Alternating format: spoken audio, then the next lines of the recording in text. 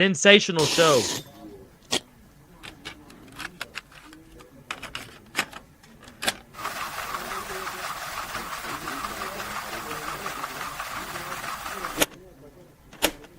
Have you seen that replay, buddy? Alright, man, I'm done talking to you. You can't be done talking to me right here facing me. I back. Trust me, I back. Damn it! 60 G's, baby! But I'm not impressed by your performance. It's normal. Come on, guys. It's normal.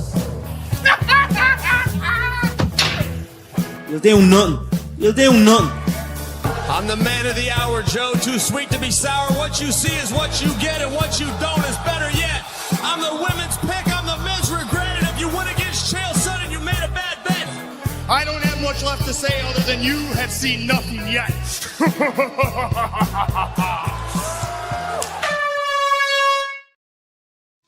What's happening, Fight Week Show fans, Fight Week Show people? Them we are back with another prediction show, and joining me tonight are my boys. I got Olin MMANomaly in the house. I got Leroy from Dingoland in the house, and I got my boy, my African American brother Sterling S-Dogs MMA is in the house. Alhamdulillah, brother. What are you saying, Olin? Everything blessed, my guy? Everything is good in the hood, brother. When I get to spend time with you guys, you know I'm smiling. Yeah, we have a fight card. It's not the best fight card in the UFC history, but it's a UFC fight card. And after a week off, I got to tell you, I'm chomping at the bit to talk about it, boys. Yeah, bro. We've polished more turds than this card on this channel so many times, man. This cards have decent, man. I fuck with it, man. You know what I'm trying to say? But Leroy helping us tonight, man. Pulling up tonight, brother. We've missed you so much, my guy. How you doing, my bro? I'm good, gentlemen. It's good to be back on. It's been too long. I'm actually stoked about this card, but I mean, obviously a huge bias for this one. So, yeah. Yo, this card is on your doorstep, bro. You better be stoked for it. You know what I'm trying to say? Like, hey, you look at Olin trying to shit on fucking Australian card already, but we ain't even started. brother. I'm not just shitting on it blindly, okay? I'll bring the stats if you want. I mean, like this is a tough card. Oh shit. Yeah, but good to have you back, Leroy. My salute to you, my bro. And Sterling, how you doing, bro? Everything blessed? Brother, listen to me. I'm feeling fucking good. There was a big technical difficulties. It is what it is. It's good to fucking see Leroy back, but you're going to need to pick that fucking energy up, my boy. I don't give a fuck if you're in Australia. You need to get a little bit lit up out there, son. This fight card's in your time zone. Go lay some bricks. I'm ready to fucking go, boys. I'm pumped to be here with the boys. We got a banger card coming up, son, and I'm full of testosterone, man. And I just got a haircut. What the fuck? Let's go, man. Yeah, I see you believed in your barber today, bro. I see you believed in your barber, man. You know what I mean? Shout out. Yo, man, he put in the work on you. I'll give you this, man. You always come with the energy. I do like it. Come on, absolute energy, man. Absolute energy. And hey, look, I gotta say, I don't want you guys to feel like I'm poo-pooing on the Australia card, okay? But I'm just gonna throw a couple of quick stats out, okay? Across the entire UFC Perth card, I'm gonna lay it out for you guys. We have one single ranked fighter. We have 14 fighters coming from the Contender Series. We have 5 fighters making their UFC debut and 11 fighters coming off of. Nobody cares about none of that shit. Man.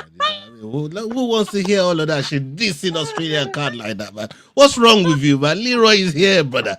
Don't do that, man. Why Leroy respects the truth, dog. Hey, Leroy don't care about the truth when the lie is more entertaining, bro. What's the matter with you, man? You should know this already. That was good, man. Hey, McDane would be proud. Before we get too far away from it, I did want to mention, what Lane said here. Did Sterling say technical difficulties? Because he always brings the energy, but he's always having a problem. brother. And hey, boys, but you know what, though? I'm always here for it, son. And we're about to go. What is this? Has energy, but he keeps going and going like a fucking bunny, brother. Like a fucking bunny. Come on, man. We're locked the fuck in, boys. Mentally, spiritually, physically, and emotionally. Alhamdulillah. What the fuck? Let's go. Alhamdulillah. Alhamdulillah. Come on, let's go. Hey, listen. He's getting there. By the time we're done with fucking Sterling, he gonna be talking like Shake Turkey, bro. You know what I mean? Hey, don't do it. I don't do it, Olin. Don't do it, Olin. Shake Turkey. Don't do it, Olin. Bro, I got two people that DM'd me during that exchange or after that episode was like, the Shake Turkey exchange fucking took me out. That shit's hilarious, bro. Hey, we're here for it though, boys. We're here for it. Big up everybody in the chat. Salute to every single one of you. I see as you, man, are rolling in right there, man. Big up. Make sure you share it. Make sure you're showing love to everybody on the platform and all the names that you see, all our affiliates that you see scrolling across the bottom there. Make sure you're showing love to all those guys. Yeah, we got a card on our hands today, man. You know what I'm trying to say? And before we go ahead, we got to give a big shout out to our boy, Kenny Black Diamond. Is about to get in the jungle tonight, you know what I mean? We saw the weight cut. It looked successful. You know what I'm trying to say? He had a lot of pounds to lose, but he successfully got there. And yeah, man. Fella, yeah, I know. Like, hey, but by the time they rehydrate, I think he'll be fine, man. He'll be fine by the time he rehydrates. But yeah, man. Big up to him and hope it pulls that win up in Cage Warriors, and we're gonna bring him back here. Win, lose or draw, but win for my boy. He's gonna catch a body this weekend, bro. You know what I mean? He's catching a body tonight. As per the request of Sterling, he said, go catch him. Hey, that boy said he signed a waiver. You know what I mean? Like that boy said he signed a waiver. He signed a waiver, bro. Hold on, listen to me, brother. If he wants to bring his own family to his own assassination, not our fucking problem. As Donald Trump says, China and you're gay. So that's all I got to say about that. We got the black diamond in this bitch all day. Let's go. Let's go, baby. Let's do this shit. Shit. Yeah, man, that's what's up. That's what's up. Big up. All right. Before we go ahead, I'll be remiss if I didn't pull up the table and let everybody see why I go around here. You know, I'm trying to say we're still running the table since we've been up there. Leroy, how many straight weeks have I been up there right now, man? Like doing the Lord's work, you know what I mean? Just leading the way, guiding. You know what? People. I don't have it open, but I think it's about 8 weeks in a row, if not more. 8 weeks in a row. That's like, yeah, that's work. Like I don't think anybody got that record on this competition right here. So 8 weeks in a row. I defy any motherfucker to come take my spot. Yeah? Yeah, I know I had a little wobble last week. Still, I had a little wobble. I ain't gonna lie. I ain't gonna lie. My day was, hey, he was on my neck, bro. You know what I mean? But hey, my dog of the week came through, man. So he kind of saved me. My dog of the week saved me, bro. Magdem picked the same fighter and he was begging that fighter to lose. But so update. That it would actually be 13 events in a row you've been in the top dog spot. 13 events in a row. Yeah, if you win this one. Olin. Pretty good, bro. I mean, Olin, there was once upon a time Olin was up there, man, and then he went to Vegas. Forgot that Olin was any good at that. Feels like a fever dream. And then he went to Vegas. Feels like a fever dream. Yep. Hey, to this day, Vegas, boys, as it's known to do, took all my luck that weekend. You know, boys, fuck me. Real quick, before we get into the stream, I never would forget that day. Him and Sal did a live stream. We were live when I found out.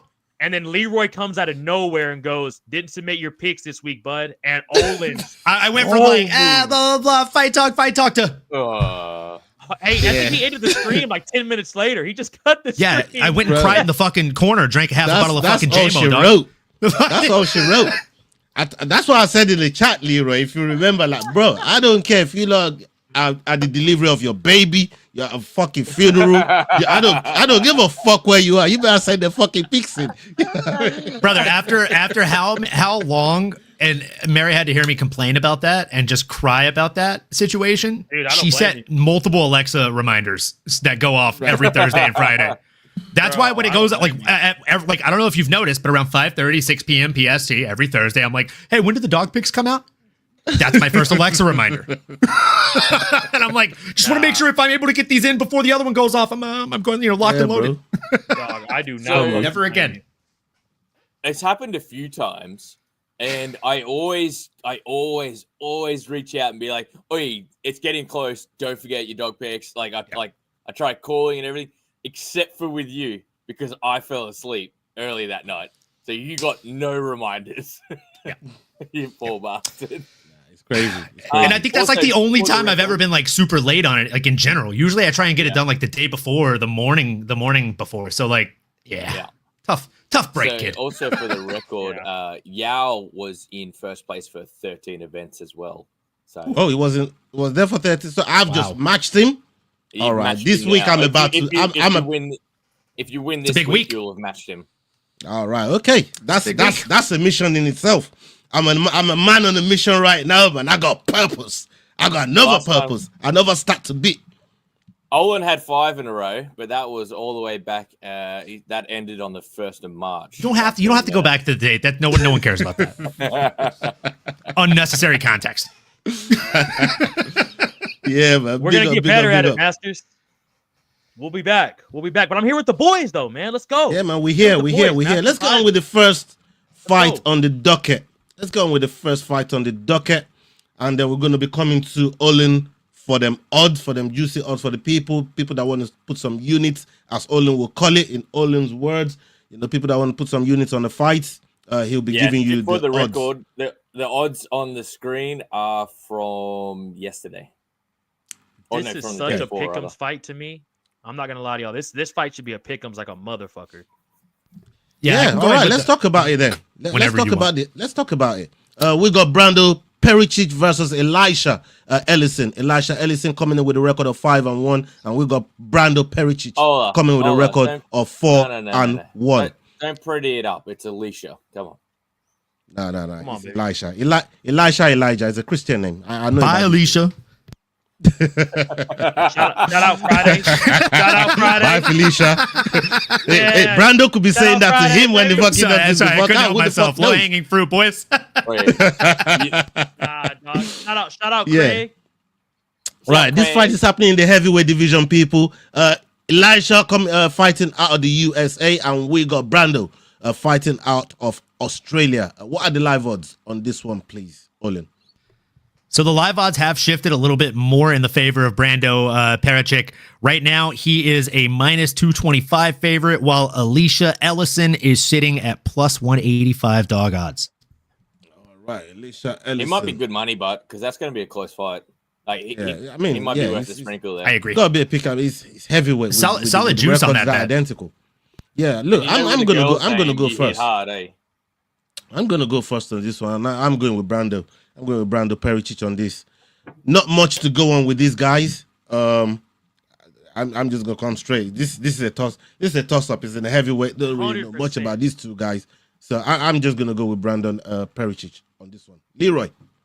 Aussie, baby. I knew that. There you go. Leroy got no other reason. Aussie. Sterling, what do you got? They're heavyweights. Anything that can happen, I'm going with the Aussie.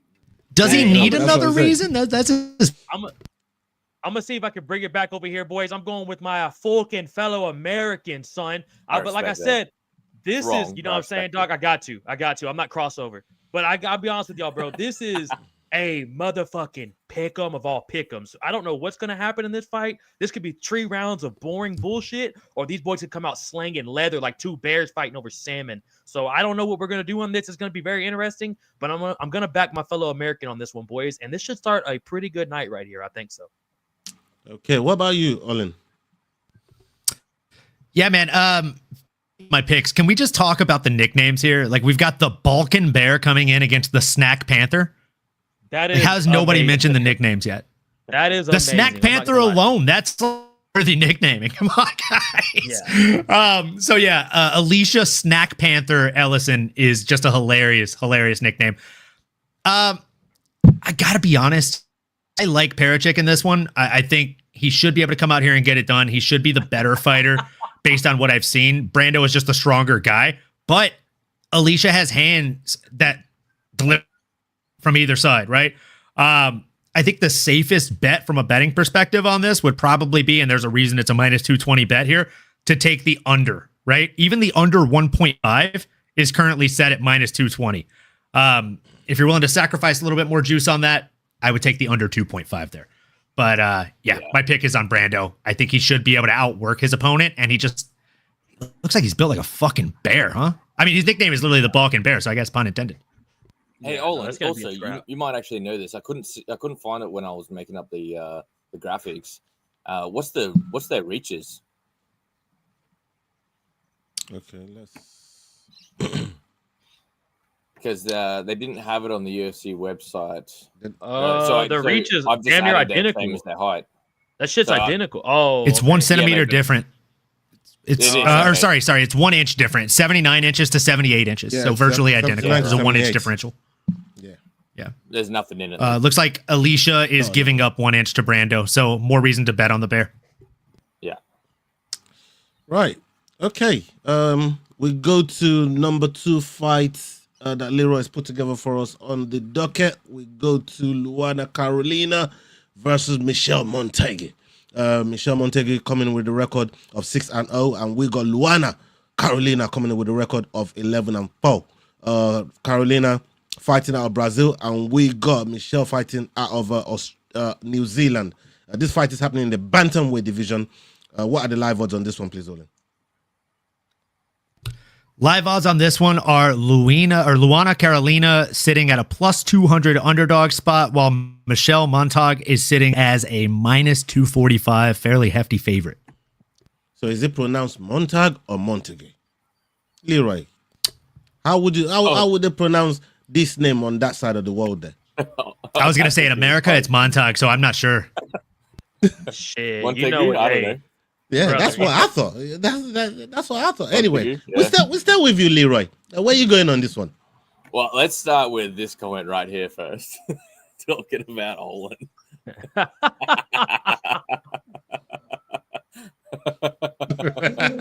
Me? That might be the most MMANomaly generic has yet the soundbite accurate comment already. we've ever gotten. Yeah. yeah. So I'm pretty sure he'd be fine getting a He-Man tattoo, old school style. Look, I honestly don't know these. I like Luana Carolina.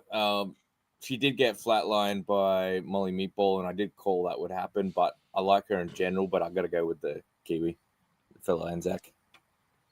Right. Do you and Kiwis get on that well? Like to be going with the Kiwis or like what's going I'm on half there? Kiwi. I forgot you're a mongrel. How much of Yo, a mongrel you are, bro? It's all right. Yeah, Sterling. What about you, man? Hey, Leroy still got the African blood in him as well, though. But bro, yeah, he look, dog, I know how I is. We ain't gonna spend too much time on this. I'm gonna go with Michelle. She's 6-0. I got Michelle by decision, like Grimy said. Who knows how this fight's gonna happen? Maybe we'll get a finish on this, but we're probably gonna get 3 rounds of dog shit. And I think it's gonna go to Michelle on this one, boys. But let's see what happens. Yeah, man. Olin? Sterling as well. That is funny.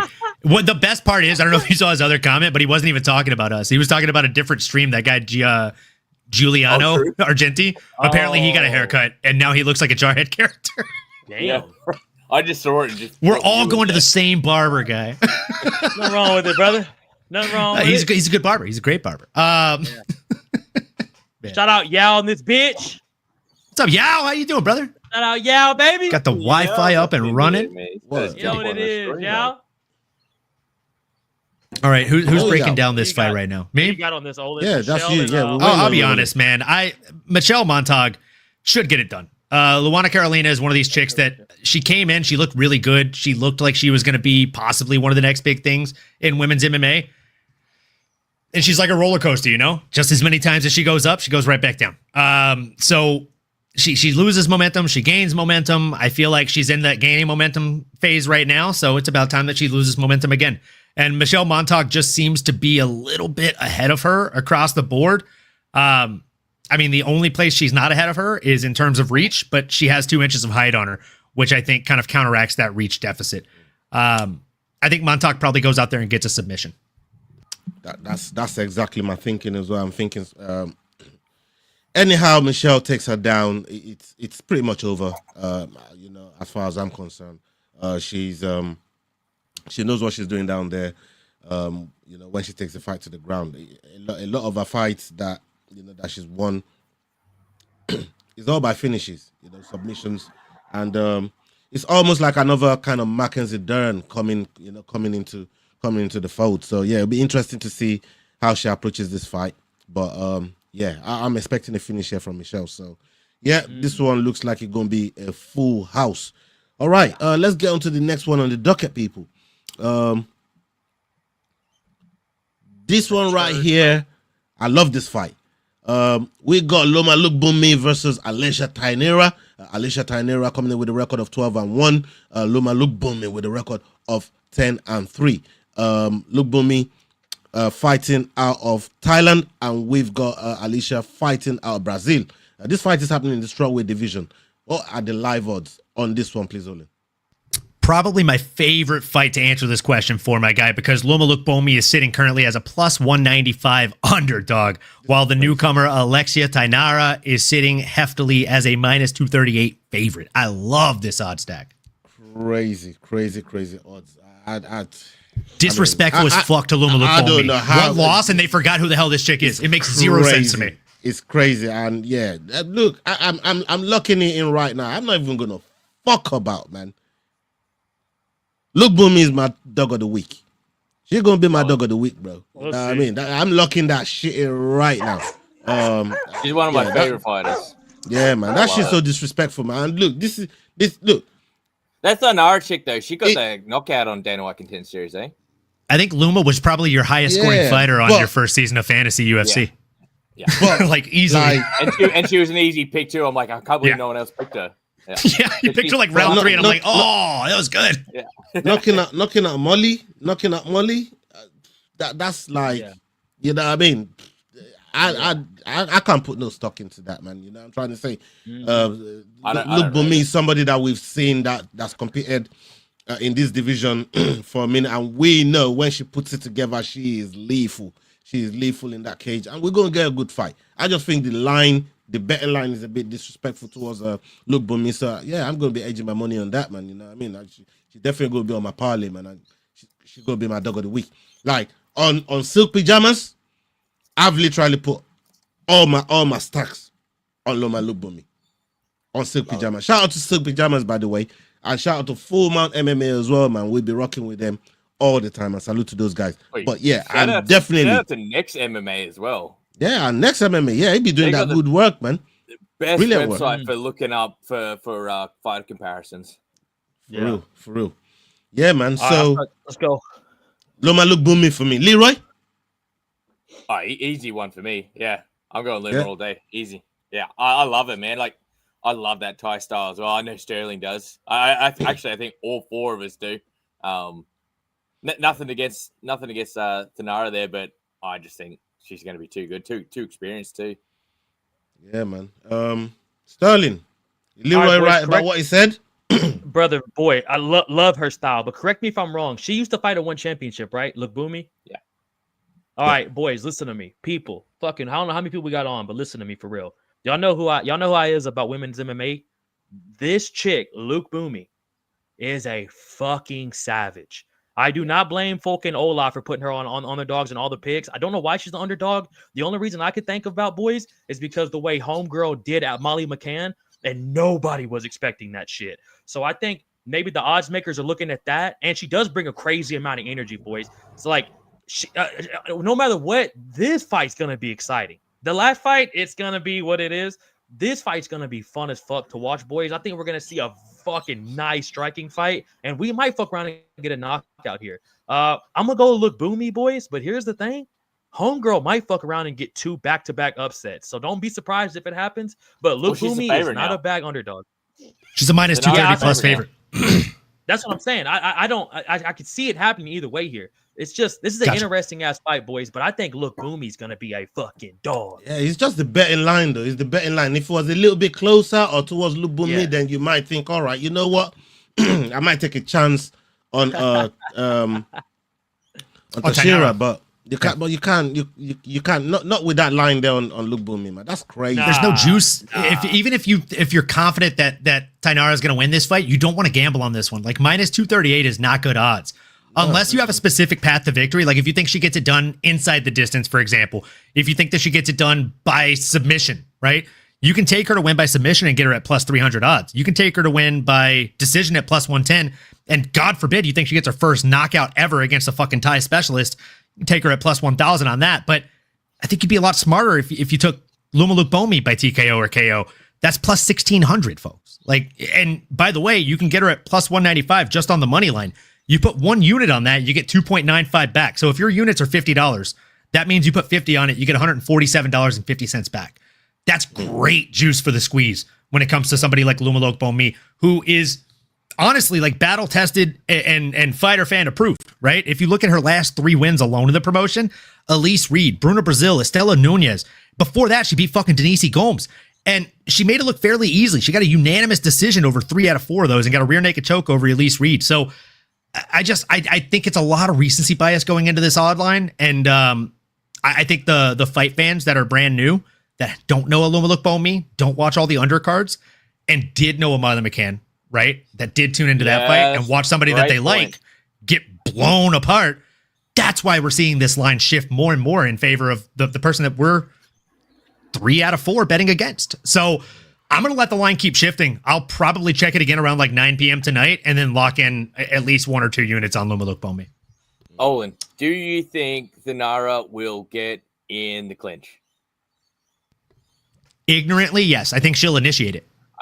I think she's going to find out. I think she's going to initiate a clinch. And I think she's going to eat a knee to the body. Like, when you initiate a clinch with somebody and you're like we've seen Tynara, like for the people that are only listening or watching this on the video version, right?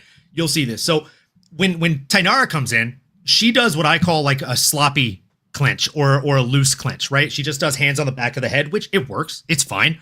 But somebody like Lumaluk Bomi with years of Thai experience at actual Thai gyms in fucking Thailand, like I was blessed enough to learn a lot of this stuff that I'm talking about from people that had been to Thailand, that had trained at AKA Thailand, that came over to AKA in the US, right? The proper clinch that you want to do is you reach around with your dominant hand. So for me, it's my right hand, right? I'm going to reach around the back of your head. I'm going to clinch the back of your head like I'm cradling a small child. And then I'm going to reach around my own hand instead of reaching around the other side of your head. And I'm going to lace my hands around. So you find the crest you're going to have the help trying to break this. And then there's a final step to this, a third step to this that a lot of people don't realize that are watching this on TV that have never trained. They think a Thai clinch only when someone's hitting you with elbows or knees or punches in that clinch. That's not the case. If you are efficient in clinch, the clinch itself doesn't feel comfortable. It doesn't feel good. Because what I'm going to do is as soon as I lock these hands behind, you're breaking posture, and I'm also doing 2 other very, very significant things to you. I'm driving my elbows into these divots in your shoulder blades, pushing your tissue away, which, again, doesn't feel good for you at all. And then on top of that, I'm taking this and I'm squeezing in, and you can see the blades of my wrist start to close. That's closing around the back veins of your neck. So I'm slowing the ability to breathe and blood to get to your brain. You're in a world of pain. And then you're eating knees and elbows and punches. What the fuck are we doing? Muay Thai breakdowns right now?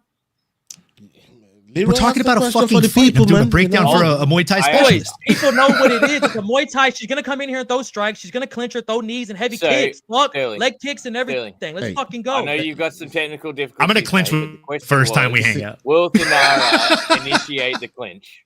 Bro, yeah, bro. Sadly, she'll fucking probably run around and do some dumb shit. And then when she does, like Olin just said, she's fucked, Bubba. It's a women's MMA fight. I come back and we're still talking about it. I was just going to say that, I was just going to say that, boy, Sterling is only going off because it's women's MMA fight. If we're talking about the men's fight and you're still doing a breakdown, you'd be all over that shit. You know what I'm trying to say? It's still better than power slap, god damn it. You know what I'm trying to say? Oh shit! Oh no, that's a funny one. That's a funny one. Try and tie clinch my missus. That's a funny one. That's a funny one. That was a valid crash out. Thank you, my boy. Valid crash out. Fair enough. I hear it. Hold it, aka Casanova. Let's go. This is a banger right here, boys. My fellow African Americans, man. Let's go. All right, let's go. Let's hear this. We got Colby Thickness versus Josias Musasa. Josias Musasa coming in with a record of 8-1, and we got Colby coming in with a record of 7-1. This fight is happening in the bantamweight division, and we got Josias fighting out of the Congo, and we got Colby fighting out of South New South Wales over there in Australia. What are the live odds on this one, please, Olin? Live odds on this one are currently Colby Thickness sitting as a plus 130 underdog, and his opponent Josias Musasa sitting as a minus 155 favorite. All right. We're gonna come to Sterling first, so we can talk about his African brother Mufasa. Oh, Musasa. No, not Mufasa. Musasa. But if you want to go Mufasa, you're welcome to. Hey, close enough though, Bubba. Close enough, brother. We'll fucking take it. I'm gonna go with Musasa right here, boys. I know this is his first fight coming up the Dana White Contender Series. Colby Thickness is a fucking dog, bro. But Musasa, I don't know if y'all got to watch his fight in the Contender Series, bro. This motherfucker is a little Francis Ngannou. I know we say that about homeboy from Cameroon. What's his name? Fuck. The giant he fought a couple weeks ago.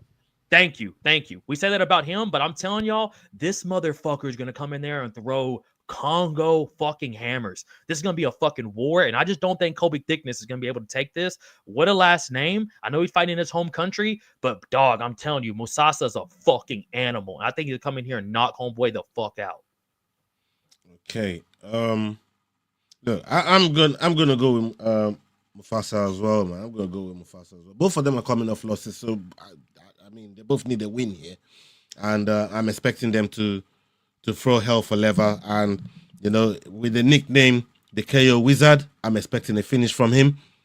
So yeah, I'm gonna be going with Mufasa on this one. What about you, Olin? What are you saying? Yeah, I'm going with the Thickness. I got a sickness for the Thickness. You know what I'm saying? Plus 130 dog in this one. I like the guy to get it done. As you know what I'm saying? As Disturbed once said, "Get up, come on, get down with the Thickness." That's me, bro. I'm down with the Thickness today. Shout out Disturbed. You know what I'm saying? And at plus 130 odds, I like it, dude. Like, I'll probably put a half unit on this one. I'm not super confident, but I'm fairly confident in this one. Not only do I think he gets it done, but I think he has multiple paths to victory. He can submit you, he can knock you out, he can also drag you to a decision. When he was coming in against that fight, or in that fight against Alexander Taptoro, he did what Connor said. He stood his fucking base. And he was not supposed to have a shot in hell in that fight. He was supposed to be a lamb to slaughter, and he was a late notice replacement fighter in that fight. But he did fucking well. Up until the moment he didn't, he did really well. So I like Thickness. He's got a full camp on this one, and he's looked very promising every time he's had a full camp previously. So I think he gets back in the win column after Saturday afternoon. Leroy, you got something on this one? Aussie. No, Olin said it best. Oi. He always does. You know the problem with Olin is he's so analytical with it, and usually bang on. It's nice, but also annoying when he's picking against the guy you want.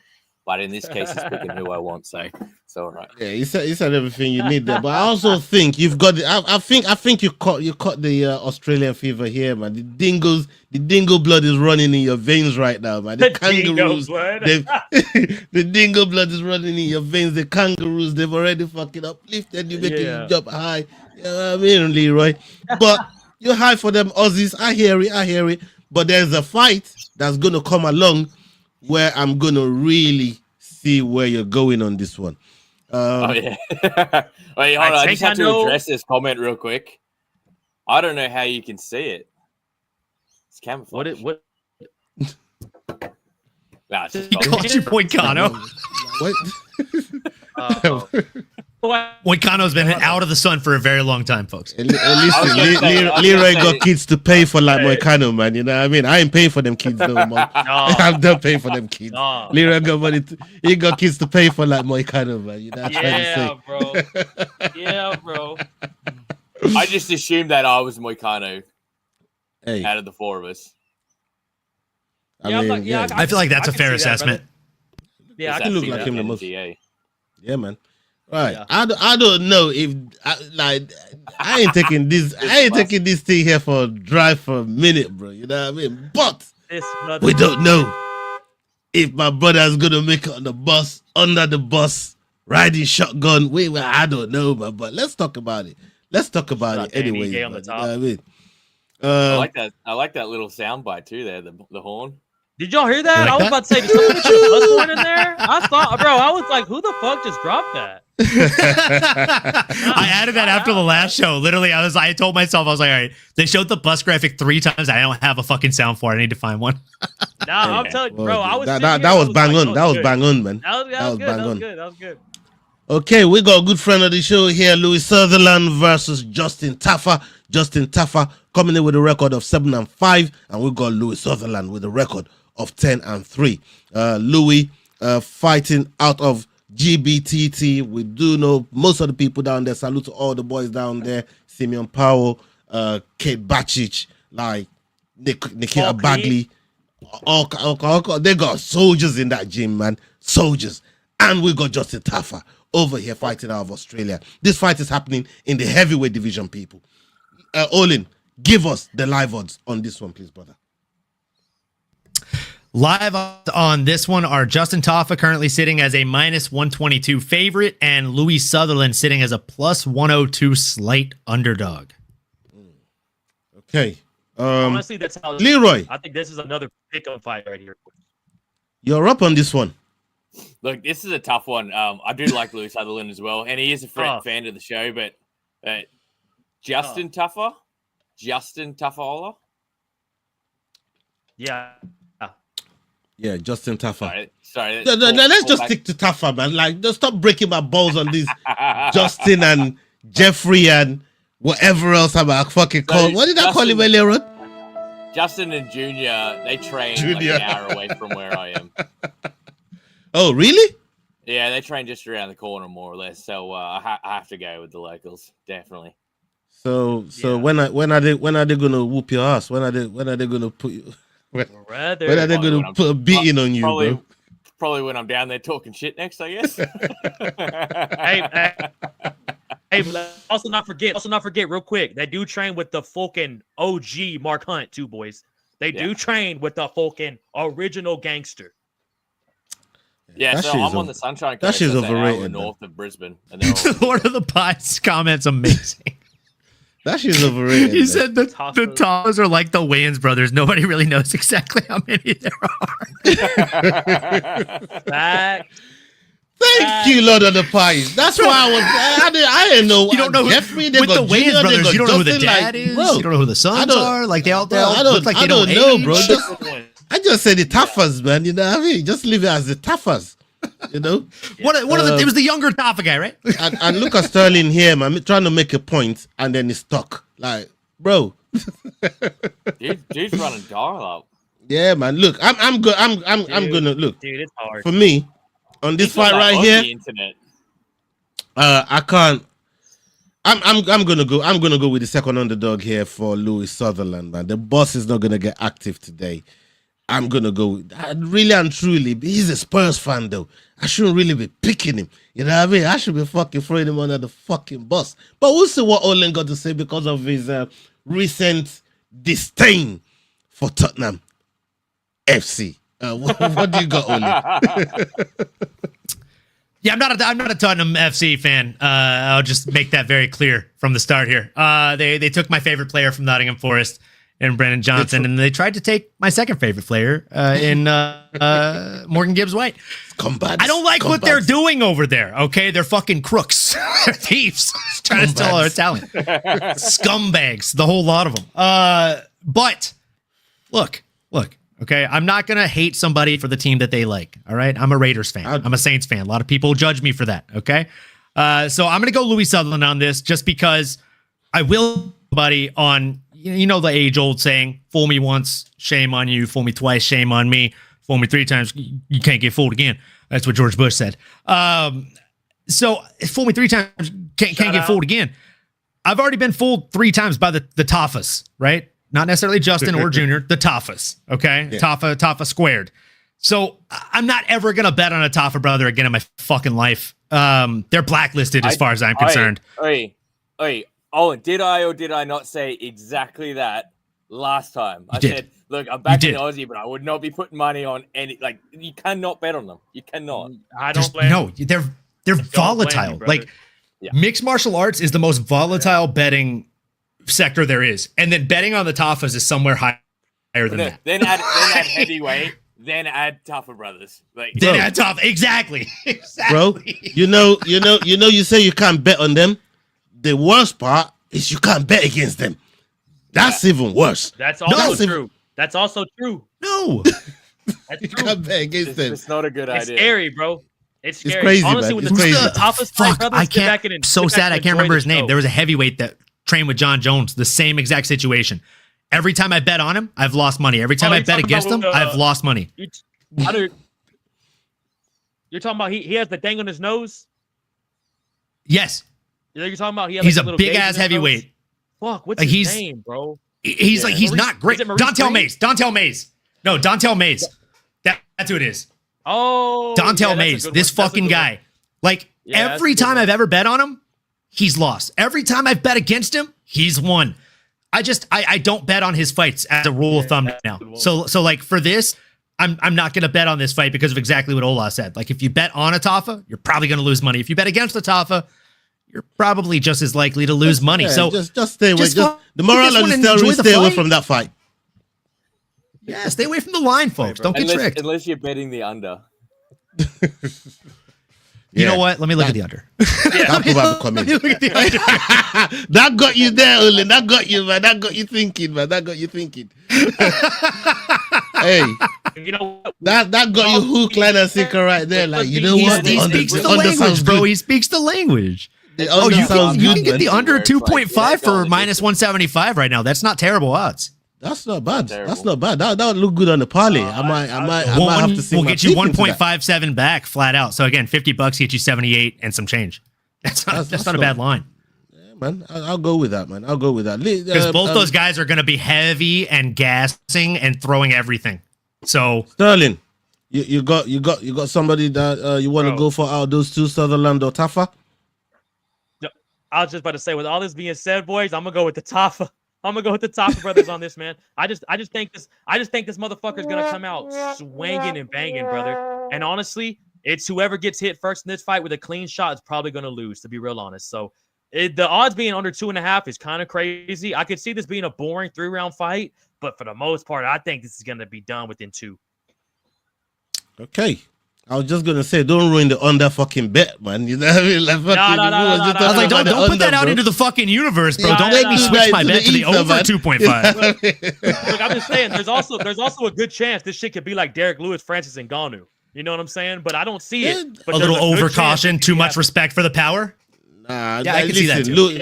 Vanilla Gorilla don't be fighting like that, man. He's coming in to throw hammers, bro. You know is that his actual nickname, Vanilla Gorilla? Yeah. That's incredible. Vanilla Gorilla, yeah. Vanilla Gorilla. Oh my god.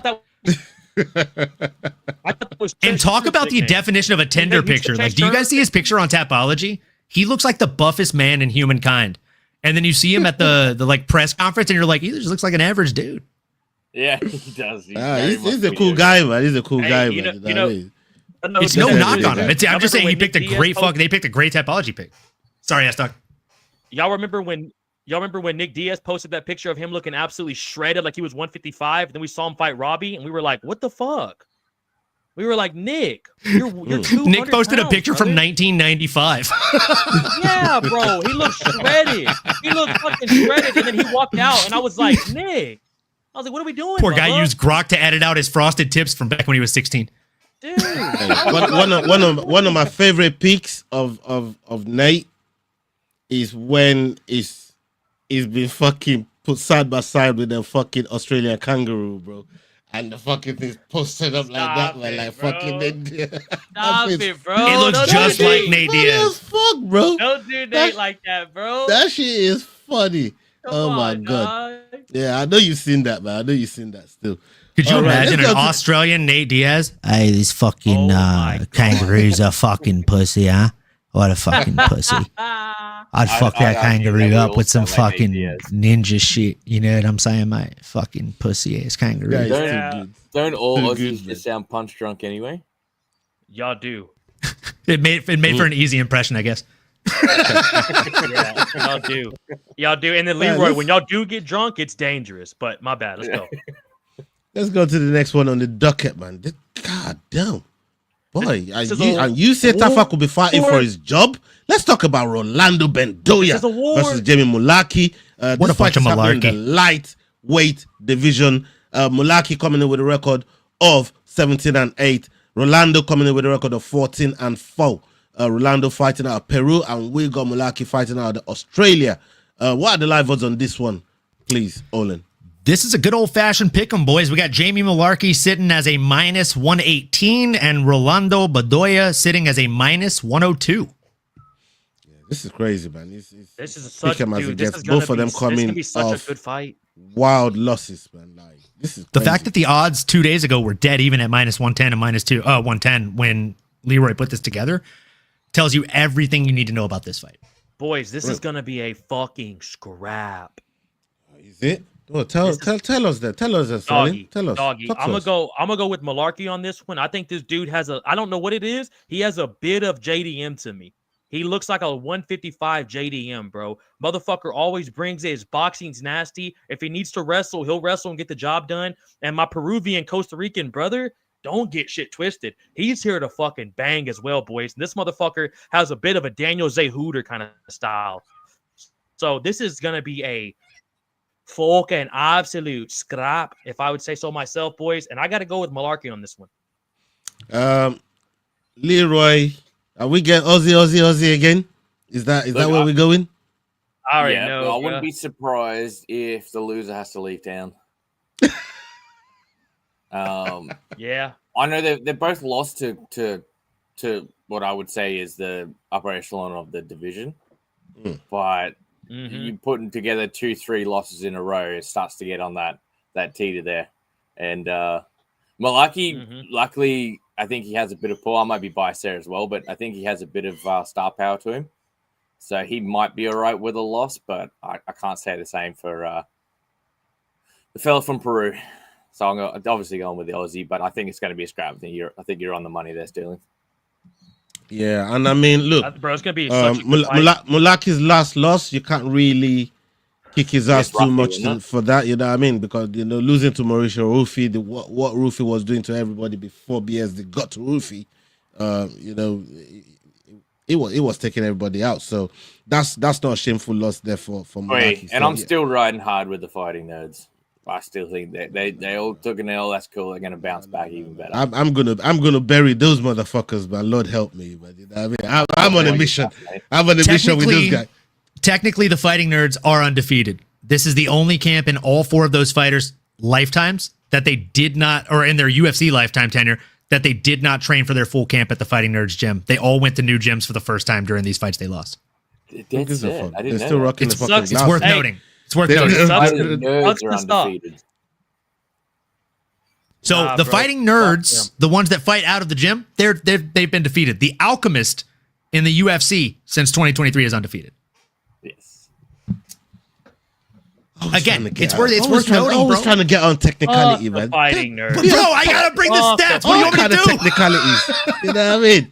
I'm gonna bury those motherfuckers, man. I'm making it my fucking mission, bro. Hey, right here, what Master said. Fuck. I heard they won't push Mullarkey too much. He can't be on the poster with no eyebrows. Mullarkey's going to have a famed career as a dental model. They're going to block out one of his teeth and then be like, what did you notice first? That he's missing a tooth or that he's missing eyebrows? Come on over to Johnson's Dentistry. We'll take care of you. Yeah, man. Look, I'm going to go with Mullarkey as well. I mean, this is like, it's the ugly duckling fucking fight here, man. You know what I mean? Ugly duckling fucking brothers, man. Fucking. It's a scrap. It's a scrap though, dog. Yeah, man. I don't know. Man. I don't know. But I'm gonna go with Jamie Mullarkey. On that one, there, man. Big up Capitan Rafucho. What are you saying, Olin? Shout out Capitan, man. Ben, I'm with you. Shout out Capitan Rafucho. And yeah, look, I think it was Leroy that said it, right? Like they're both coming on a bit of a skid here. One of them's on a 3-fight skid. The other one's on a 2-fight skid, but he lost the one before the win before that. I think we have to look at their tenure and kind of who these wins and losses are against. They've both lost, as Leroy stated, to kind of the upper echelon, but one of them is clear cut above the rest. 3 losses for Rolando Bedoya, the Machine, are Jai Black Country Banger Herbert, Kenan Song, and Chaos Williams. Dogs. 2 out of 3 of those are really good losses, right? Yeah. All are dogs, but I'd say 2 out of 3 of those are really notable losses. The 3 losses on the other side of them for Jamie Malarkey are to Mauricio Hufi, Nasrat Haqparast, and Muhammad Naimov. Like, these 3 would beat the top 10 for the most part if you run those fights multiple times. They'd win them multiple times. And his wins are far more noteworthy. Like, I can read you the last 3 wins for Rolando Bedoya, and you don't know who the fuck they are. Pablo de Horta, Mauricio Odaloro, and Washington Nunez. You've never heard of those guys, but I guarantee you know who the fuck John Makdessi is. Francisco Prado, Michael Johnson, the Menace. You ever heard of him? Yeah, you have. Monster. And this guy has wins over all 3 of them. So, I mean, this is one of those things where I saw it open as pick'em odds and was just praying in my heart of hearts that people were going to go with the machine and go against the grain here. Argue something there, though. Let's hear it. Michael Johnson. If you win against Michael Johnson, that makes you a shit fighter. No, don't do that. Don't do that. Leroy, do not do that, bro. Michael Johnson's still a bad motherfucker. The best fighters in the world have lost against Michael Johnson, and that is a fair take. What's the angle here, Leroy? Michael Johnson is a good fighter. Yeah, Dustin Poirier, like the people he's beaten. But I would tell you, Justin Gaethje, good fighter. Yeah, true. He did beat your guy Tony, unfortunately. But great fighter. I mean, he was losing 2 out of 3 rounds to that fight until he won. Tony because he did a double weight cut. Facts. But that's a topic for another episode. Yeah, nobody told his crazy ass to do that, bro. Give me Jamie. Yeah. I think Jamie gets it done, and not only that, I think he probably gets it done inside the distance. Like, realistically speaking, Rolando Bedoya has never been finished. He has the nickname The Machine for a reason. He typically does not give out. He does not run out of gas. But I don't think you need to run out of gas when you're just firing off shots that are coming your way. And Jamie Malarkey has crispy boxing, and he's very sneaky the way that he just slides a knee up the center in the middle of these boxing exchanges. We've seen it catch people off guard, and I think it's going to do the exact same to Rolando. Because he doesn't load him. He doesn't load reminds me, bro, like I said, he doesn't load him at all. There's no loading. He reminds me of JDM. He's a lightweight JDM. He's JDM with knees. Like again, like the what Leroy said, he does not load the knees, and I think that's a superpower in mixed martial arts, even more so than Muay Thai, because like we'd call it like the shadow kick. We would do it with kicks in AKA, where you throw the lead hand, and as the hand is firing, the kick is already firing and comes up around the top. He does that with knees. I was just about to say that. Leroy. Exactly. I was about to say, who does that the best is the fucking Aussie himself, Robert Whitaker. He's the best at that shit. My coach, Tomas Dion, would literally reference Bobby Knuckles. He'd be like, this is the one that Bobby Knuckles does. Pay attention. And then he'd throw the fucking kick, and I'd be like, all right, let's get it. Prime Wonder Boy was a fucking monster at that. A menace, Prime dude. Wonder Boy was a menace. Fucking... And he had the karate stance, too, so he's wide. So you don't even see that shit. Yeah, bro. But Bobby's like that, too. Bobby's real bouncy. Bobby's fucking yeah. Well, but Bobby Knuckles started with a karate background as well. Oh, so that makes sense then. Yeah. Same with the English fella, MVP. Oh yeah. You can see the karate background in him. But he stands with that bladed wide stance. But here's all 3 of them have that crisp follow up. The only difference, bro, between MVP though, dog, he doesn't mix up slick combinations like Bobby and Steven. Like, he just kind of throws some shit at you, but he's not like, he's never going to hit a 1-2 down the middle and head kick on the top. He's more like, he's a counter striker. Yeah, exactly. And the way that they throw the bladed, like you're saying they all have that kind of follow-up shot corked up. The reason it works so well for him is whether it's a kick or a punch. If it's a kick, it's even more deadly, right? But the punch fires off quicker. And with that bladed stance, like if I'm in a boxing stance, I'm here, right? So like the distance this shoulder has to travel to load up. Yeah. These motherfuckers, it deals less torque. If I'm bladed and I just like shuffle forward and throw like I call it a fencer's jab, and then boom, fucking unload, I'm getting 4 to 7 inches for torque out of just my shoulder turn. That's not accounting for hips. That's not accounting for feet digging in the sand. Like there's so much fucking kinetic force I'm building up and taking your head off with it. It's nasty work. And they're super long, boys. All them boys are long as fuck and like over 6 foot. So that's a motherfucker. Yeah, man.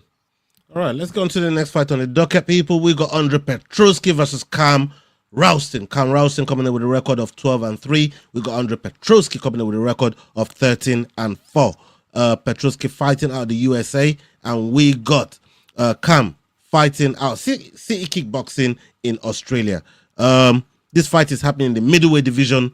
What are the live odds on this one, please, Olin? Currently, Andre Petroski is sitting as a minus 180 favorite, while Cam Rousemer is stepping in as a plus 150 dog. Okay. Leroy, I think you're next on this one. Sterling went first the last time. Yeah. Let's get to you, Leroy. Well, I'm actually going to pass over to one of you boys and ask for a refresher on who the Aussie is in this. I don't know. I'm just drawing a blank on him. I think this is his second fight in the UFC. He's stepping in. This is his first.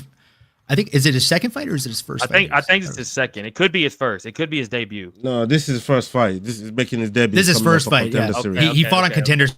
One of the 5 Contender Series debuts this week. That's what it is. He's fought on Contender Series.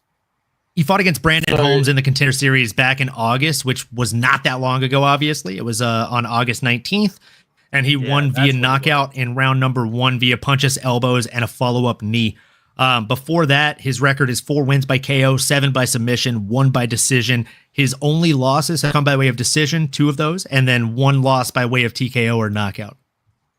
Yeah, right. Right. You have all the information there. So, with the time change since I've been here since July, I actually haven't seen a single episode of Dana White Contender Series. What? Which is just heartbreaking because it starts at 10 a.m. Like I'm already at work, man, going strong. Oh, I get it. I get it. And so sounds like a good post-work watch. Yeah, when you get home, you should. Yeah, bro, I'm telling you, this year's been fucking phenomenal. Yeah, it's been some of the best fights we've seen on the series. I'm going to go with the Aussie, but for Petroski there, look, I think he might be getting toward. I mean, he's only 34, but I think he might be getting towards the end here because he puts some together and then he just buckles and like he just can never get over that. What is he now? He's not even top 15 anymore. He's outside the top 15. He's pretty active though. He fights like 3 to 4 times. I think he's outside of the top 25 on Tapology rankings. Yeah, right. But like you said though, dog, like you never know. Like he'll come in there and wrestle fuck somebody to death and get a sub, but then he'll get fucked up by Gerald Mearshart, and you're like, what? Yeah. Like what are we doing? Yeah. So a lot of people did pick him to beat Shabazian as well in the last fight. Oh yeah, Edmund too. Yeah, he fought Edmund. Oh shit! A lot of people like to discredit Edmund because he came from Ronda Rousey's gym and they think he was just an overhyped kind of hype train. But I think the kid actually has a lot of talent. He's so good. Yeah, he's a. So I'm going with the Aussie, but that is uneducated as it gets. Look, I'm going with fucking Canada. I'm going with Petroski on this one. I'm thinking he's going to bring it back. Look, Petroski is one of those. That's true. There's some. I hate the accuracy of that, Masters. It's true. It's true. Sometimes you look at both of them and you think one is the other. Like it's so they don't look that far fetched from each other, man. You know what I'm trying to say? But that's pretty good. Petroski for me, look, it does got some good fighting skills with him. You know what I mean? Still taking Shabazian to a decision. That was a good fight. You know, like I said, a lot of people picked him to beat Shabazian. Still took him to a decision, but for me, I think he uses some experience here on Rousing, and that's where I think this fight is going to favor Petroski, and that's why I'm going to be going for Petroski on this one. What about you, Olin? Yeah, I like Petroski on this one too. I think both guys are fairly inconsistent, but Petroski is the guy that's been inconsistent in the UFC against the upper echelon of talent. The other guy has losses outside of the UFC, right? I just simply think that this is going to be a tough out for and Andre's a tough out for anybody in their first UFC fight. I think he probably beats 99.9% of UFC debutants today, right? But the situation is like, as Leroy said, like he's kind of on his way out, right? Like he's 34, he's not super old, but at the same time, and he's not super old and tread on the tires. He's got less than 20 fights professionally, but when he goes out there, you don't necessarily know what the game plan is. And sometimes when I watch him fight, I don't know that there is actually a fully functional game plan for the fight. I think they train, and I think they tell him to go out there and fight your fight. And then when that fight turns into the other person's fight or it starts to get away from him, he kind of scrambles. We saw that in the Shabazian fight quite a bit. We saw that in actually all of his losses in the UFC. He's one of these guys that, like, it's the rule of Mike Tyson applies. Like, everybody's got to play until they get hit in the face. You know what I'm saying? So, like, as soon as he gets hit in the face, it's kind of like, oh, well, fuck, I'm just going to fucking scrap. He's kind of like a 19 to 25-year-old Dustin Poirier in that manner. And it's not great. Dustin will tell you that. Dustin will tell you if you ask him what's the hardest thing you had to break of things that you did wrong or like bad habitually, he would tell you getting into scraps, like letting myself get carried away with a scrap. That's where the competition is these Somebody days. tell Michael You just Chandler can't do that. You just can't do that. The competition has leveled up so much that if I hit you and I crack you well and you're like, oh, we're fucking scrapping now. Cool, bro. You're going to leave so many openings for me to just pick you apart now. You know who just found out about that? Silver. 100%. Yeah. 100%. That is exactly what happened. He went. And what did he say after the fight? He said, this isn't my team's fault. This isn't my training partner's fault. They were giving me good advice in between the rounds. Like they were telling me what to do. I was an idiot. I didn't listen. I made myself hate this guy to the point to where I wanted to take his head off. And I was so focused on getting a finish that I wasn't focused on winning the fight and paying attention to what he could do to me. And that's when I got hit. Bro, that's always the way that it goes, right? Like they tell you it's not the strongest or hardest or fastest strikes that hurt you. It's the ones you don't see coming. And you know what'll blind you really fucking fast? Rage, anger, bro.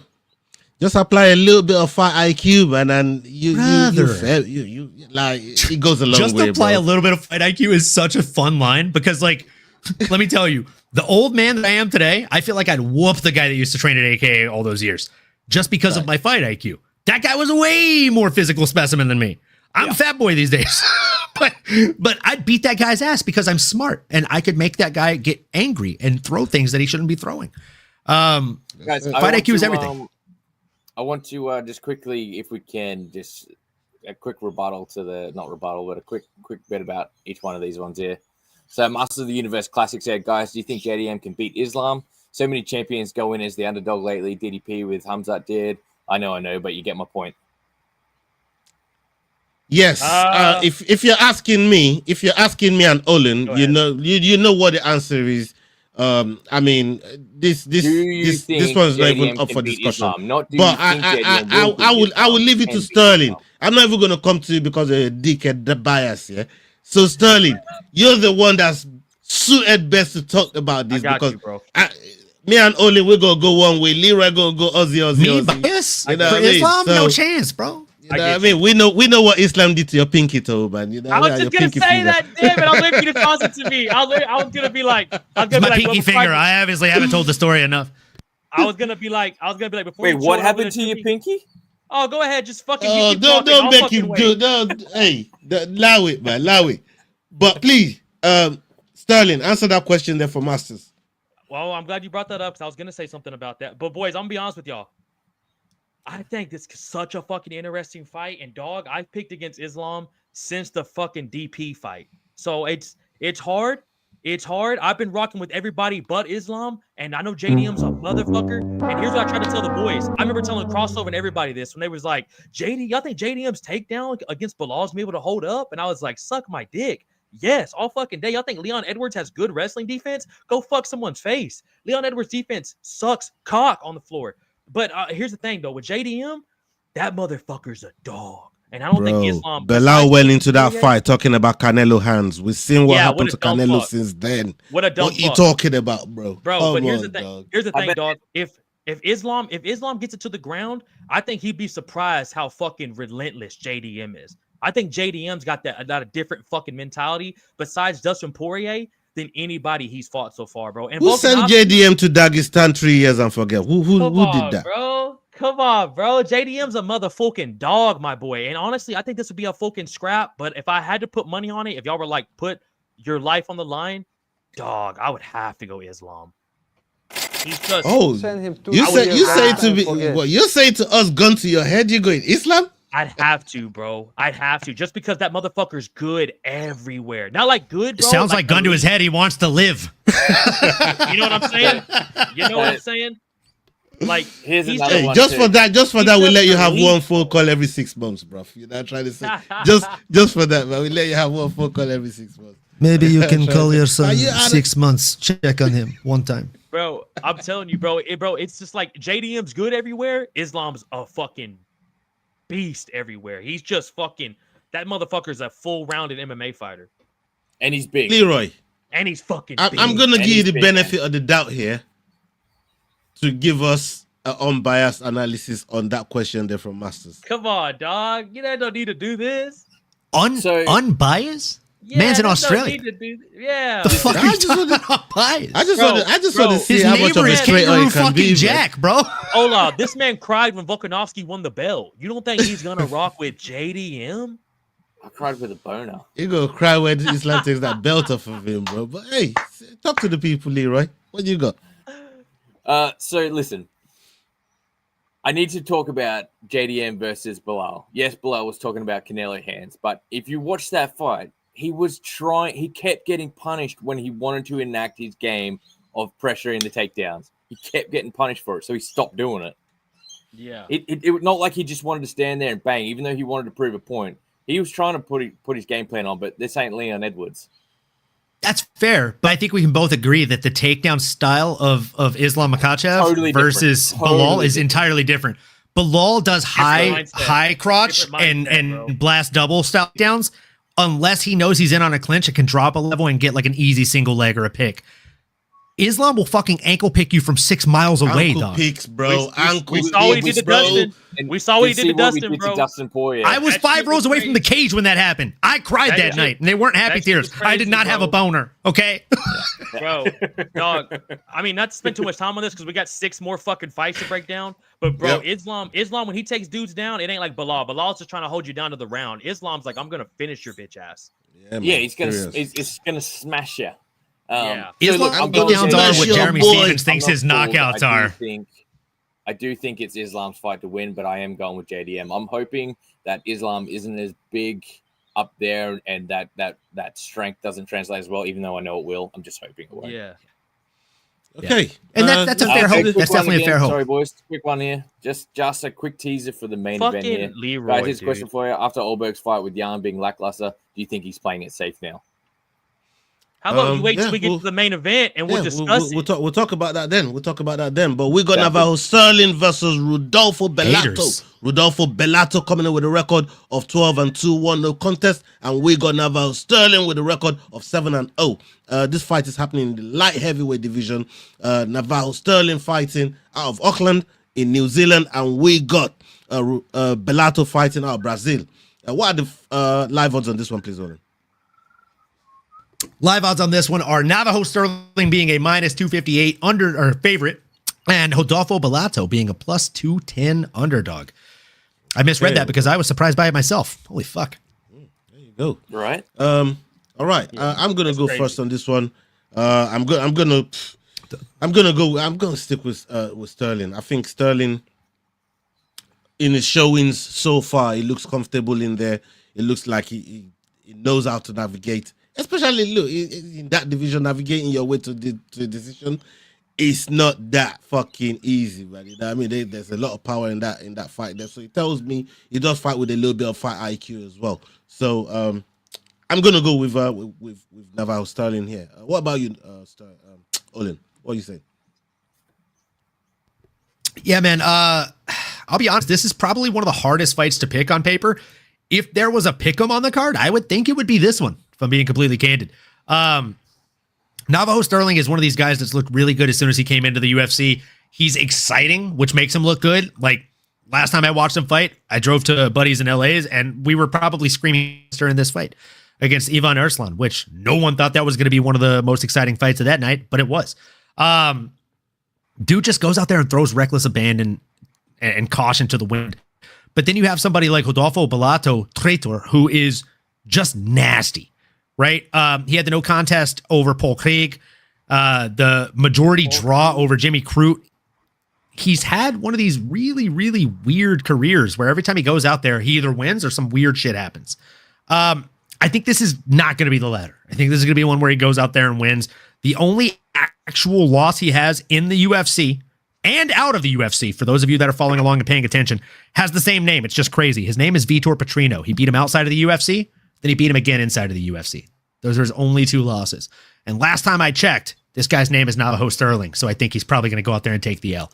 Give me Rodolfo Bellato and give me him inside the distance. I think Navajo Sterling is really good. He's really sharp, but he's really young and inexperienced. Keeps his hands down on these entries, and he's probably going to eat a check hook or a right overhand for his worries while stepping in. Sterling, what do you got on this? Boys, I'm going Navajo Sterling, son. This dude's just a fucking beast. Him fighting Bellotto, though, like Olin just said, this is a pick 'em. Like, there's like 3 or 4 fights, boys, that like I don't know what the fuck's gonna happen. And I think this is another one, dog. I think this is gonna be fucking phenomenal. Navajo Sterling. I mean, we all know he comes out of city kickboxing. He's got that easy like style, and dude's just coming in there always looking for finishes, son. But yeah, dog, Leroy, who the fuck are you going with, son? Oh, I'm surprised Bellotto got cleared to fight with such a brutal knockout. Woo! No contest. That was nasty, my boy. No, I'm talking about the phantom foot from Paul Craig. Oh, I thought you was talking about when he got fucking. My bad. Go ahead. Flatlined. Yeah. So, look, I think the only way Bellotto is going to win this is by making it a shit show. Absolute dogfight. Like it just has to get messy for him to have a go here, because RL Sterling's just going to sit on the outside and pick him apart. That's how I see it, and that's how I think it's going to play out anyway. I think Sterling's just going to sit on the outside and pick him apart to a decision win. 1,000%. Yeah, man. Let's get to the next one. We got Tom Nolan versus Charlie Campbell. Charlie Campbell coming in with a record of 9-2. Tom Nolan with a record of 9-1. This fight, this records are identical. This fight is happening in the lightweight division, people, and we've got Tom Nolan fighting out of Australia, Campbell fighting out of the United States. What are the live odds on this one, please? Olin. Holy smokes, these odds have swung in the last 2 days. Leroy, just confirming, you said you pulled these odds 2 days ago? Yep. Holy fucking smokes.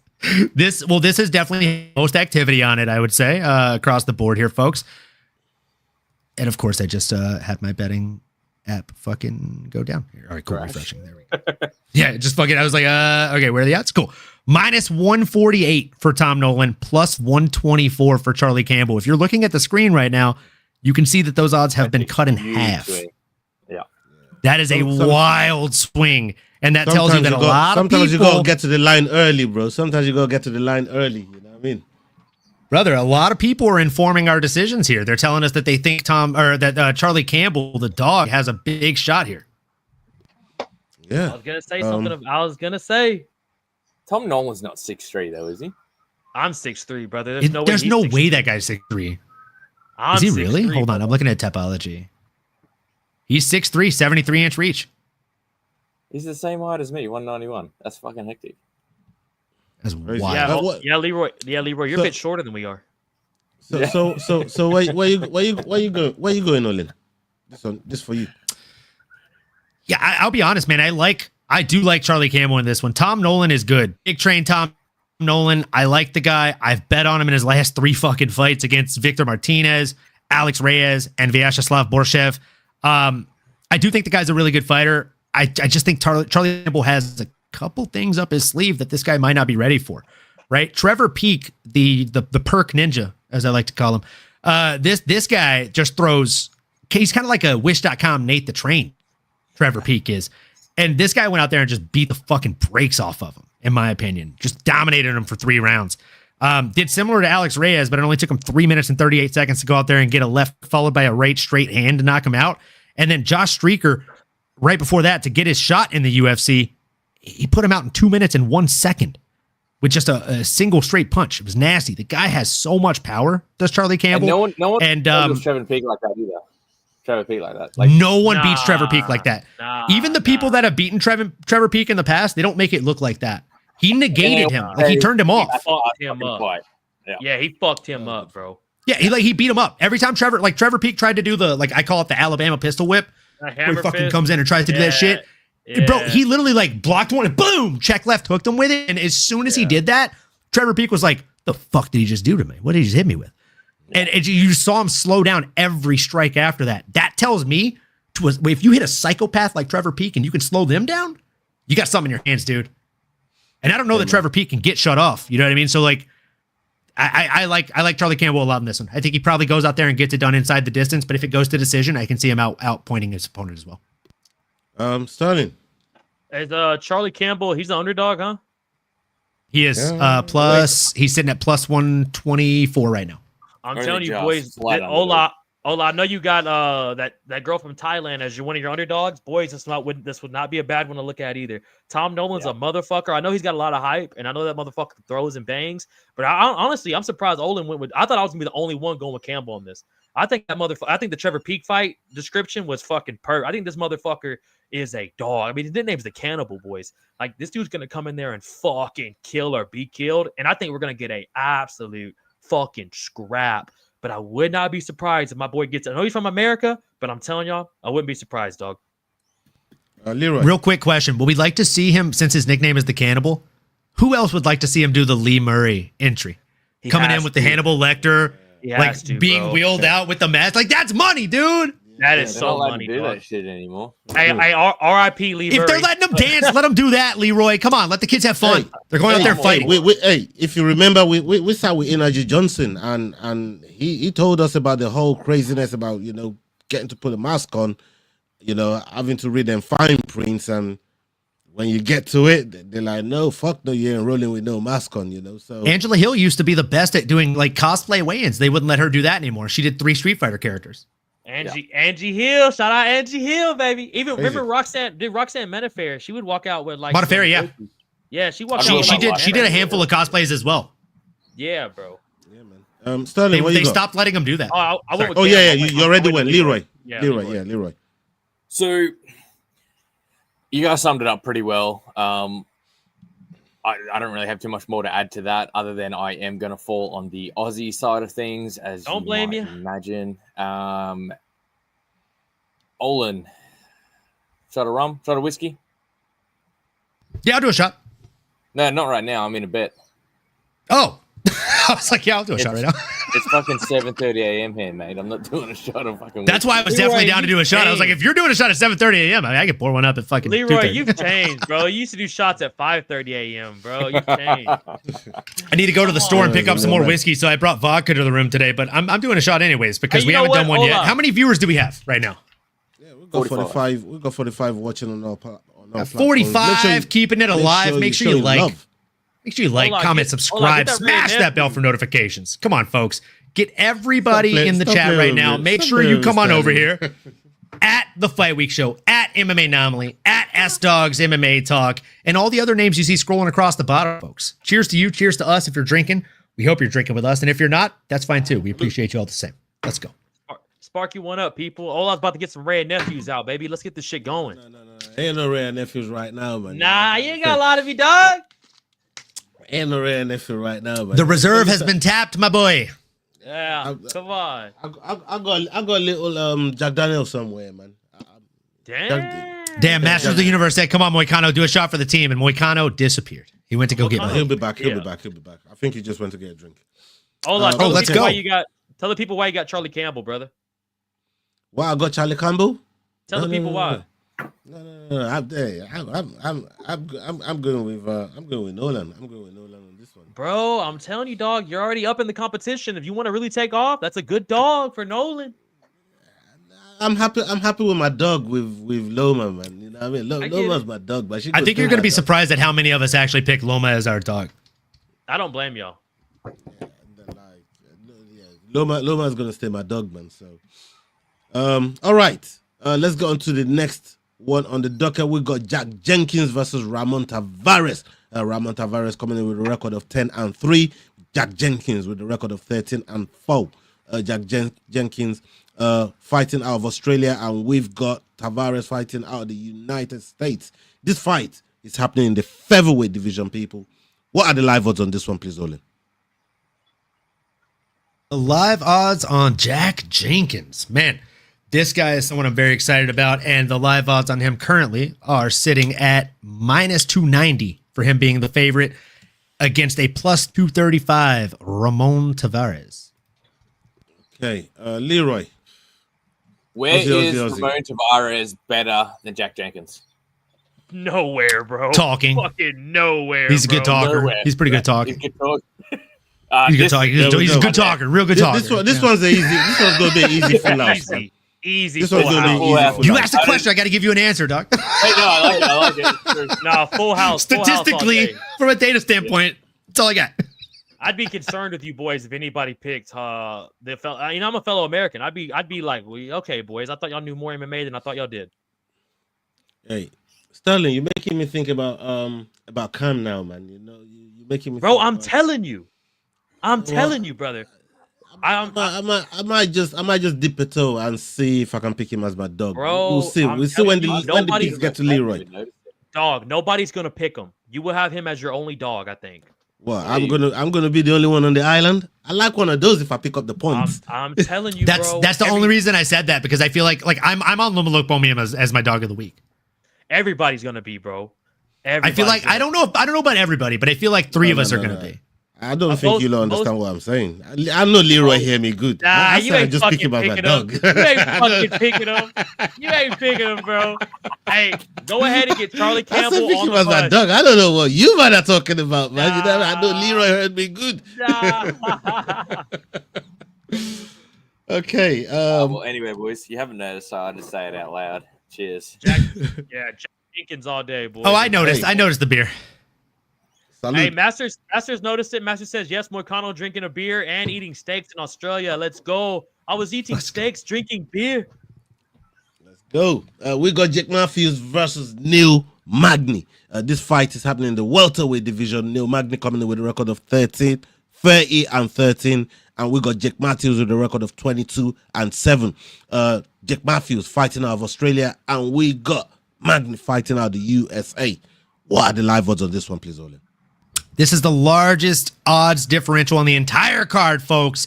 Minus 380 favorite for Jake Matthews, plus 300 dog odds on Neil Magny right now. Makes sense. Okay.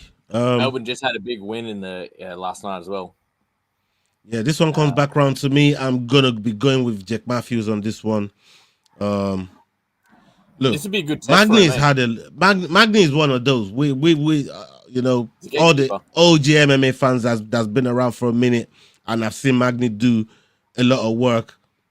He's got mileage on him, man, and he's a gatekeeper, but he still brings the test every time.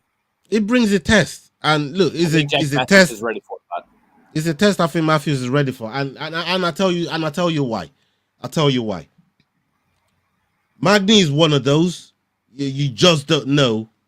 It's almost like the tougher guys. You don't know what he's gonna do. You know what I mean? He might get in there and put on a masterclass and just school Jake Matthews to let him know you don't belong. You shouldn't even be in the cage with me. And Jake Matthews, on the other hand, could just tell him, bro, go hang it up. And this is where Jake Matthews really needs to now make that statement. And I think he took this fight because of that, because he's ready to make that next step. And I think he's got the talent, he's got the skill set to do it. It's just that wear and tear on Neil Magny. And bro, that fight against Ian Gary still fucking haunts me till today. That was so hard to watch. Haunts me till today, man. That was and crazy, sometimes I just think to myself, is Magny really got it? Is he really got it? You know what I mean? Does he really want to keep doing this? So yeah. Jake Matthews might just be the guy to say, you know what, go hang it up, man. You know what I'm trying to say? So, yeah, I'm going to be going with Jake Matthews on this one. What about you, Olin? Yeah, I mean, you said something that's interesting, right, Ola? You were like, maybe Neil Magny shows up and he tells this guy across from him, you don't belong here with me in the same cage as me. I think he does that to people like Mike Malott, who have had a handful of UFC fights, not a full-on career. When we talk about Jake Matthews, we look at his age and we see how young he is and also how young he looks. He looks like Justin Bieber on TRT from Australia. Like, let's just be honest here. Been in the UFC for a minute. I've called him Buffed and Bieber since his season on Tough, right? With Robert Whitaker and those guys. So like, been in the UFC for a minute. That's literally the point I'm making, Sterling, is like Neil's been in the UFC for 1 year longer than him. Yeah. 1 year. Neil Magny made his UFC debut at 2013. Yeah, bro. Jake Matthews made his UFC debut at 2014. Is this? Is it Let's Papa go! Leroy? Is that Leroy's dad? Let's go. He can't hear you. Yo, well, tell your dad, Leroy. let's fucking go. Tell him to go get a shot of Ray and Nephews. He has got a massive cock there. I believe it. I believe it. And I also believe that, that's not weird to me at all. Hey, too bad it didn't pass on down the bloodline, brother. My bad. Get back to your pick. So yeah, but like all that to say, these guys have been in the UFC for 1 year difference. But when it comes to fight records, right? The UFC record of Neil Magny is 23-12. The UFC record for Jake Matthews is 14-8.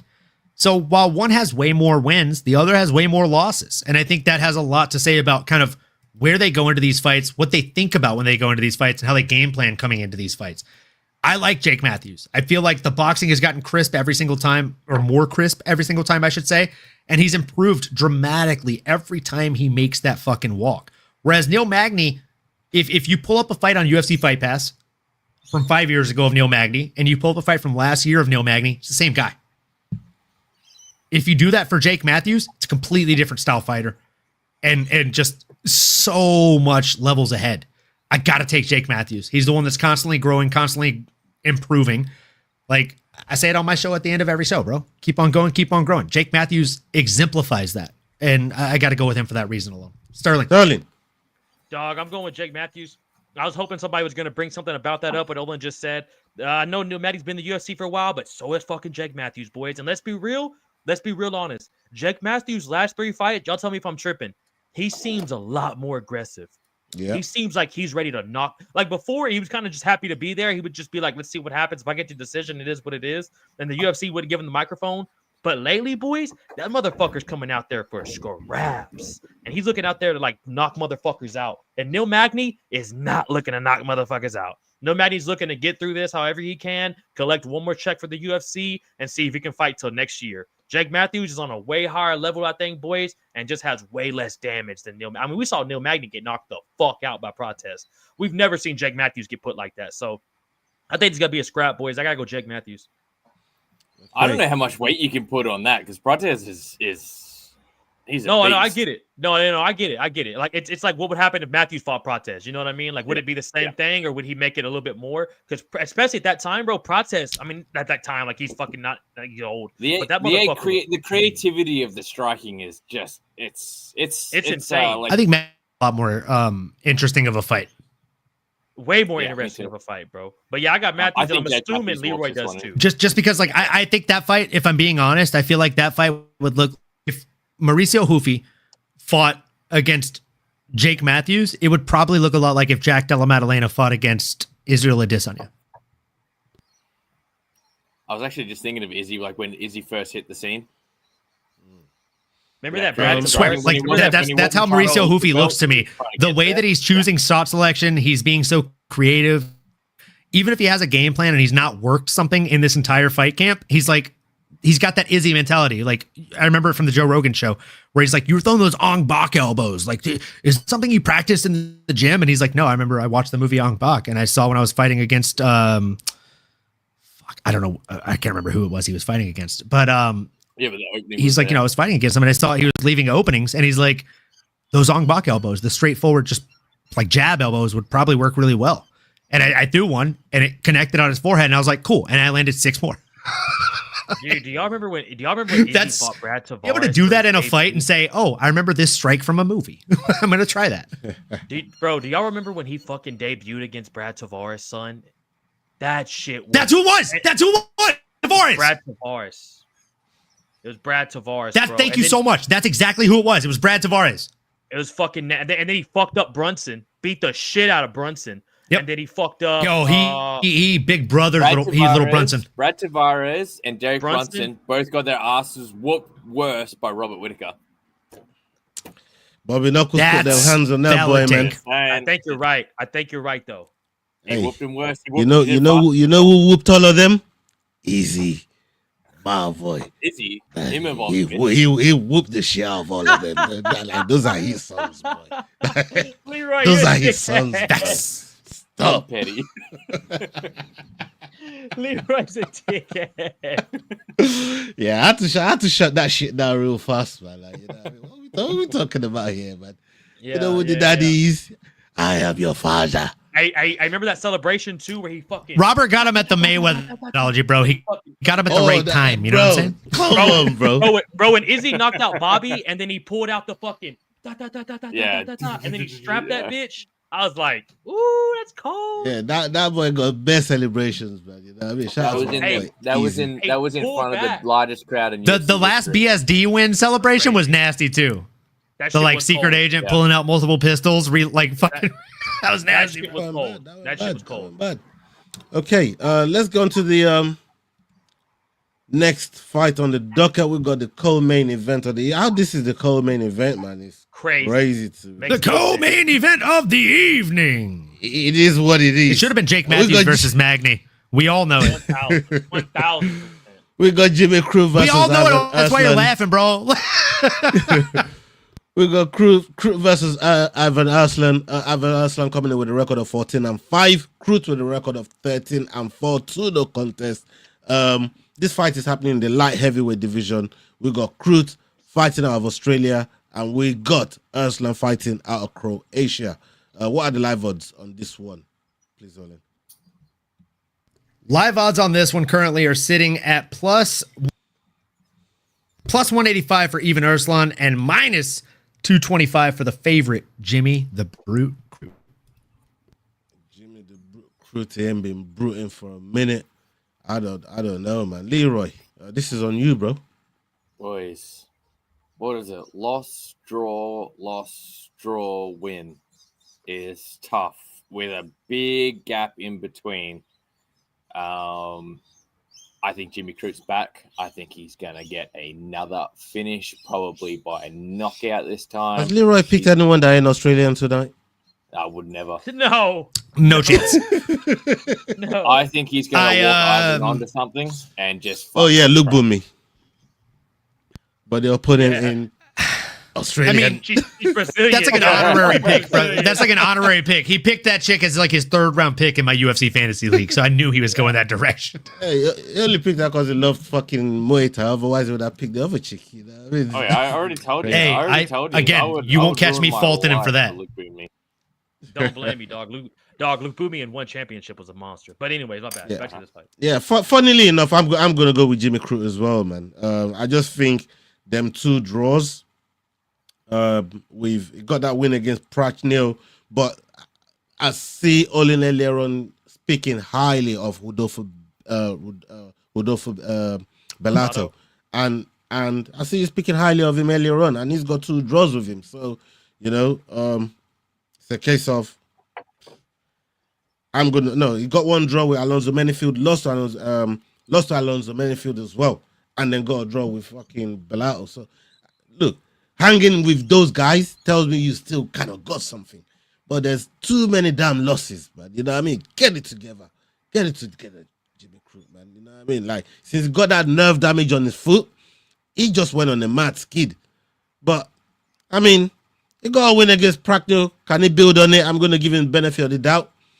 And I'm gonna see it. I'm gonna try and see him win against Arslan. Although I'm not putting no units on that fight. No, fuck no. Hey, who fucked his foot up, by the way? Who fucked his foot up, by the way? I'll tell you. Don't worry about it. Anthony Hart Smith, Bubba. But anyways, Olin, go ahead.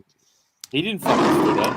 The Lionheart? Wow. He did, Bubba. It was the Lionheart. It was huge. It was huge. Bubba, he threw a leg kick. Jimmy Lionheart Crute checked that kicked him. shit. No, Bubba, listen to me. I'll tell you what happened. news. He threw a leg It's kick, phony and stuff. then Lionheart It didn't checked happen. that shit. And then next thing you know, Bubba, dead nerve happened. And then Lionheart said, was it? Lionheart said, I'm going to spank that little ass now, Bubba. And he did that. You are fake news. Yeah, Anthony So Smith my was bad. losing that fight too.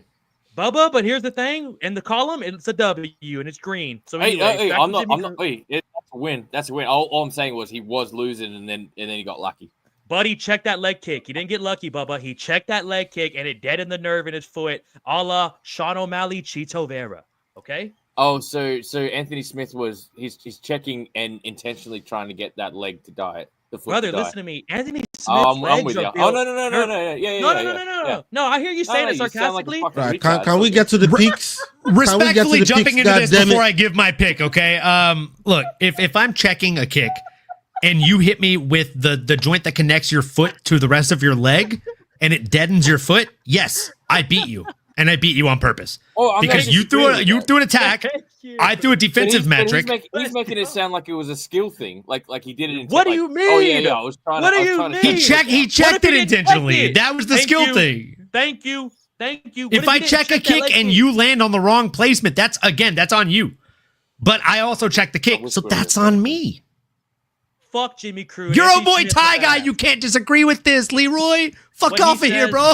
Let's go. Anthony Smith. It's not a Muay Thai thing. It's an Aussie thing. I don't even like Anthony Smith, but I gotta defend the kid here.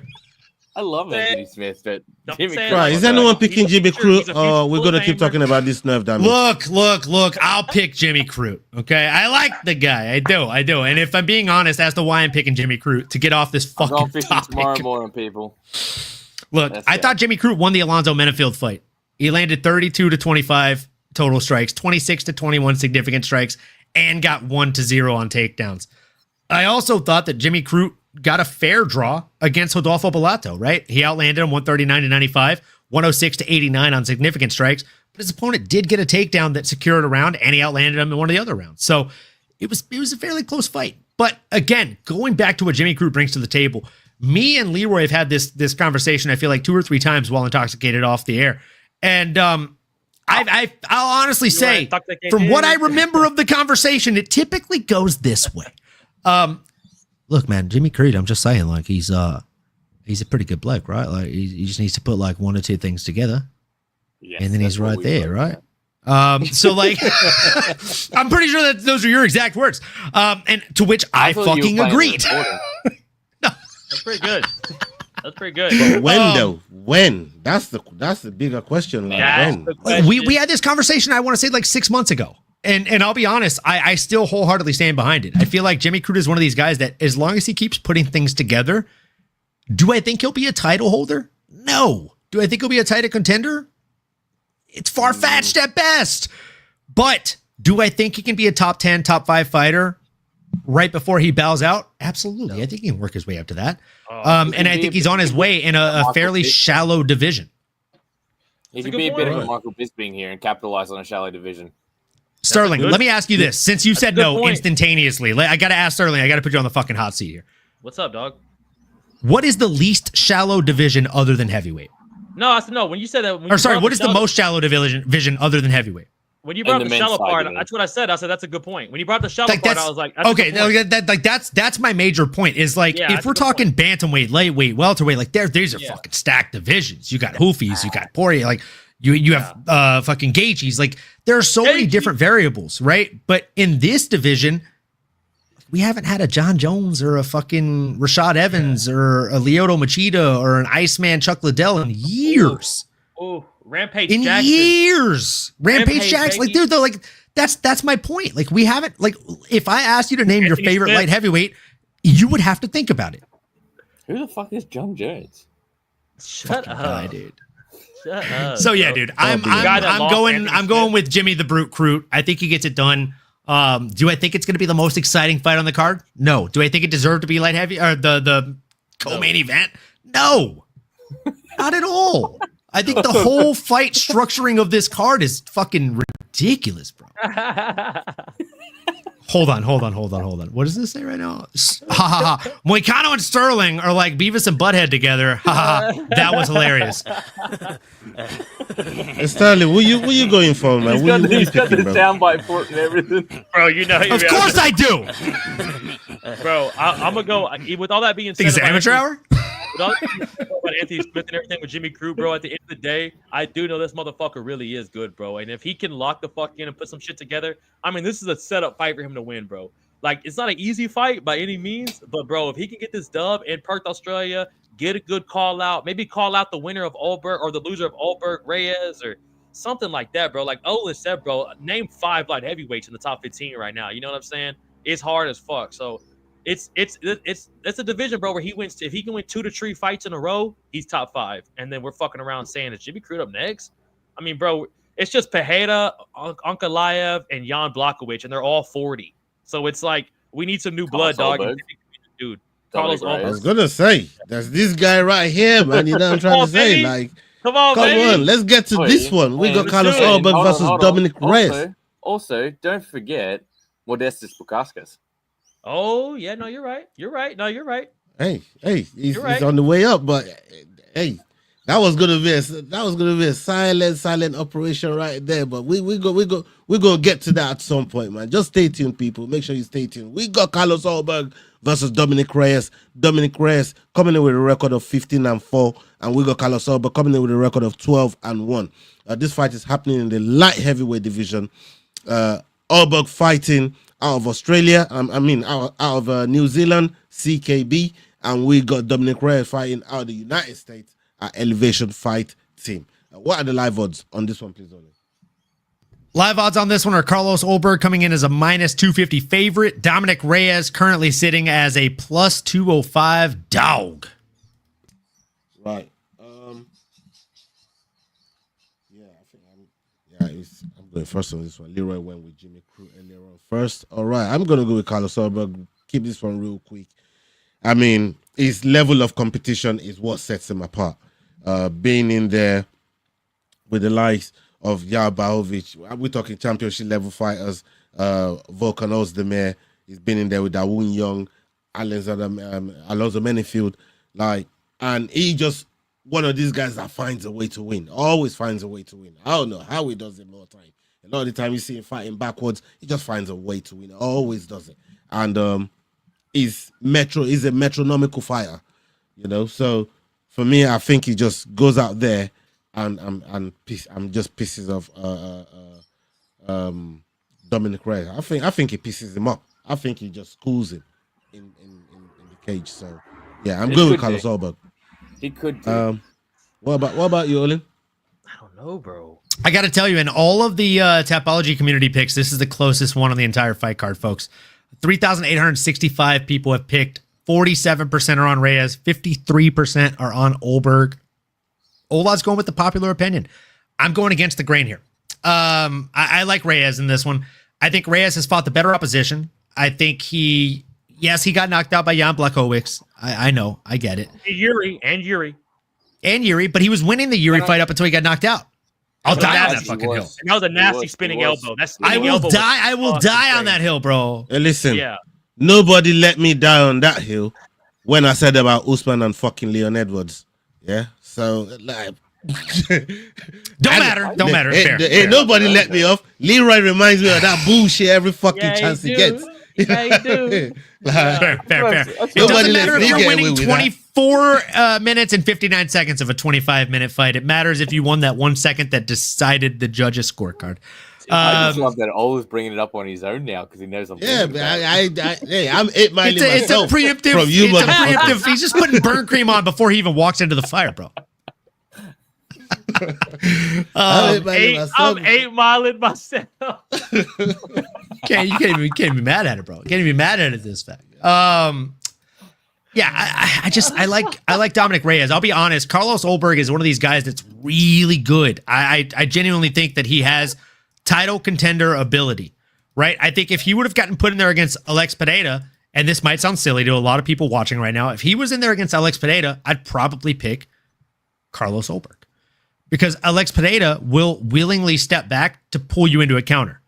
That works to Carlos Ulberg's favor. Somebody like a Dominic Reyes pushes forward and outworks you with the boxing and the athleticism. We saw that in the John Jones fight for 3 out of 5 rounds. He won 3 out of 5 rounds. Again, a hill I will fucking die on. So I genuinely don't understand how somebody like Carlos Ulberg is going to beat him in a 5-round fight. It doesn't make a lot of sense to me. He leaves his hands down on entries. And for me, stylistically, he's tailor-made to get knocked out by Dominic Reyes. The fact that they're giving me him at dog odds feels almost like a cheat code. And plus 205, again, if you put one unit on this guy, you're going to get 3.05 back. So if you put $50 on him, that's 152.50. Ulberg's chin floats high as well.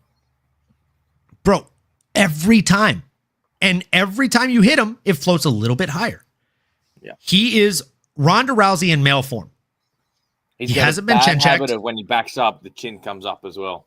Yeah. Hands go down, chin comes up. It's everything a Muay Thai or boxing coach would tell you to not fucking do. When you eat a shot that hurts you, you're supposed to tuck your chin into your chest and put your hands up. Like again, I go back to Tomas Dion, right? Like one of the reasons that it works for Ulberg though is he usually has the reach advantage. He usually Yeah, does. This is a negated situation. And he's explosive as fuck. Yeah. That motherfucker They have is exactly sick. the same reach. So it's a negated situation. So like the thing that he usually relies on is going to end up being his crutch. And like a crutch, if I see that you're on a crutch and we get into a street fight, brother, I'm leg kicking you. Your leg is already compromised. You know what I'm saying? You're giving me an indication as how to beat you.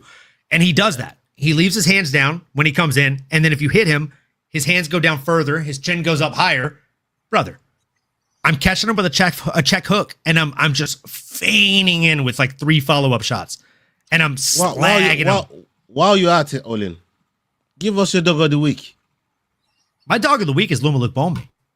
Oh, you It's easy money, bro. Like I always will, bro. Like you know me, dude. I don't know how many shows I've been on for the prediction show, but every time I can honestly tell you that I've picked the dog of the week. How many times have I come out with the results and lied to you? Fucking never, bro. If I tell you and pick 1 or 3 or 15, my dog of the week is who my dog of the week is, brother. That's who it is. It's Lumaluk Bombi. As per Master's question, guys, here's a question for you. After Ulberg's fight with Jan being lackluster, do you think he's not playing it safe? Now the competition level is higher. We'll see this weekend, but food for thought. I mean, look, playing it safe, you could call it that. I say metronomical. I think fight IQ comes into it. I think he's picking the shots just a little bit more intelligently. And sometimes that's how you got to fight, especially where you starting to fight the better opponents in the division. So I think when you're fighting a monster like Jan, that's how you need to win that fight. You know, it's just.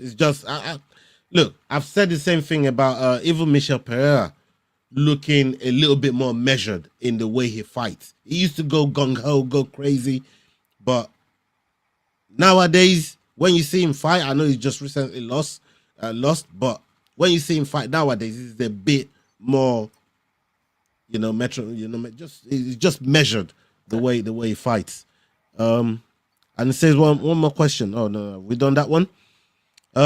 Sterling, do you want to give us your pick on the Ulberg fight and your dog of the week Reyes? as well? I'll make it quick. My dog of the week is definitely Campbell, but which should be yours, Ola. But I'm telling you, boys, I'll make this one quick, real fast. Everyone's gonna bring up the John Jones thing with Dominic Reyes, him getting knocked out by Jan, Yuri, him knocking out Span. Who was his last fight? Jacoby. He knocked Jacoby the fuck out. That was 3 fights ago, but that was probably his most impressive win. Yeah, Jacoby was surging as well. Oh, bro, and I did not. I thought that was gonna be it for Reyes. I was like, man, if he loses to Jacoby, that might be it. So, bro, like, he's kind of got that second life. That was after 2 years off. He came back and did that to Jacoby. Yeah, he got knocked, and that was after did Ryan Spann knock him out? Let me check. I can't remember. He lost 3 times in a row. It was Yuri, Jan, John. Yuri 4 times. John Jones, Jan, Yuri, Ryan Spann. Yeah, bro. So like he's a motherfucking dog, bro. This dude's powerful as shit. He's still athletic as fuck, man. But like, he took 2 years off and came back and flatlined a surging Jacoby. Like that's what I mean. And then put 2 more wins bro. on top of it. Yeah, bro. Like I really want to go Reyes, dog, but I just think Ulberg's a fucking beast, and he's never lost, man. So he's got that. He's had one loss crazy to Kenny confidence. Ninjutsu. Oh, you're right. Big Kenny got him, but like. I don't know, man. I just think he's gonna be a bit quicker on this one, but I would not be surprised if Reyes lands that bomb, bro, and just put some boxing together. But I think Ulberg's gonna be nasty in this. I think he's just gonna be quicker, dog. I gotta go Ulberg. Yeah, man. Leroy, give us a dog of the week, man. I see Ulberg doing Reyes like he did Alenzo Manafield. You know why I didn't ask you who you was gonna pick? Because you be consistent on fucking show. You be consistent on show. So that's why I didn't ask you who you picking. That's why I went to your dog of the week. I think whichever way this fight goes, I think it's gonna knock over the distance. I think it'll be a finish, either a sub or a knockout. Mm-hmm. If it's gonna be a sub, it'll be a Reyes sub. But I think Ulberg's gonna catch him. Yeah. Okay. You got a dog? You remember? I know Ola does, because that still hurts his soul when he thinks about Alenzo Manafield getting folded. That was crazy. fast too, like 30 seconds. Just charge. I didn't like that. I didn't like that, man. Just try to charge him like that. Rosenstruck versus Ngannou, son, and that shit did not work. That didn't end. That didn't end well. That did not end well. It was not good, Bubba. That did not end well for anything. You got a dog of the week for the people, Leroy? My dog of the week. Ooh, shit. There's some good ones. I would go with Olin there. Look at me. Look at me. Okay. All right, people. We've come to the end of the show. Big up every single one of you that's been locked in with us. And make sure you link us up next week. We got a surprise guest for you guys next week. He's going to be pulling up. Make sure that you get your notifications on the channel, man. Make sure you're following the Fight Week show. Make sure you're following S-Dogs MMA, MMANomaly. Go subscribe to Asanos on Instagram. Make sure you go check his page out. And up onto the next video, people. Dad, while we're there, he's on holidays, but he'll be back next week as well. Man, fuck him. We'll be back. Hasta la vista. We're out. Salute. Big love. Let's go. Hey guys, this is John Anik from the UFC. You're watching the Fight Week show. Please subscribe. Not now, but right now. Subscribe to the Fight Week show. We'll see you guys on the road soon.